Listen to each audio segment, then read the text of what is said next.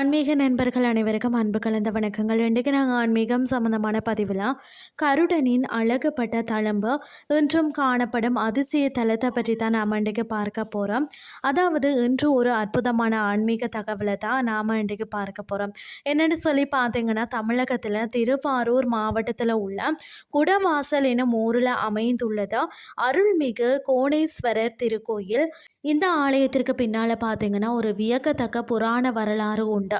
அதாவது பார்த்தீங்கன்னா, பார்க்கடலை கடைந்து கிடைத்த அமிர்த கலசத்தை கருடன் எடுத்து சென்ற போதும் அதன் ஒரு பகுதி விழுந்த இடமே இந்த ஒரு குடைவாயில், அதாவது குடவாசல் அப்படின்னு சொல்வார்கள். அந்த அமிர்தத்தை பெற பார்த்தீங்கன்னா கருடன் தனது அலக்கால், அதாவது மூக்கால் அங்கிருந்த லிங்கத்தை தீண்டிய போதுதான் இறைவனின் திருமேனியில் ஒரு வடு வந்து ஏற்பட்டதாம். கருடனின் அழகப்பட்டதால் தான் லிங்கம் ஒரு பக்கம் கோணலாக மாறியதாம். இதனாலேயே இவருக்கு கோணேஸ்வரன் என்று பெயர் வந்ததாம். இன்று மூலவர் திருமேனியில் அந்த தழும்பை காண முடியும் என்பது பெரும் அதிசயம்னே சொல்லலாம். இந்த தலத்தின் சிறப்புகள் பார்த்தீங்கன்னா, அதாவது ஆண்டுதோறும் தை மாதத்தில் 3 நாட்கள் சூரிய ஒளி நேராக இறைவன் மீது வந்து விழுகிறது. அது மட்டும் இல்லாமல் இங்குள்ள அம்பாள் துர்க்கையின் அம்சமாக விளங்குவதால் தான் திருமண தோஷங்களுக்கு சிறந்த பரிகார தலமாக வந்து போற்றப்படுகிறது.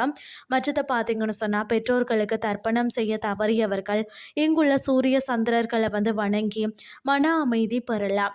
அது மட்டும் இல்லாமல் பார்த்தீங்க அப்படின்னு சொன்னால், சோழ மன்னன் செங்கட் சோழனால் கட்டப்பட்ட இந்த மாட கோயில் சிறப்பு கலைகளுக்கும் பக்திக்கும் ஒரு சிறந்த எடுத்துக்காட்டினே சொல்லலாம்.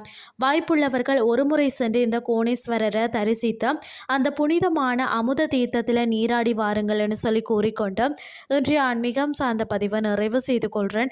இதே மாதிரி மற்றொரு ஆன்மீகம் சார்ந்த பதிவோடு உங்களை சந்திக்கிறேன். நன்றி.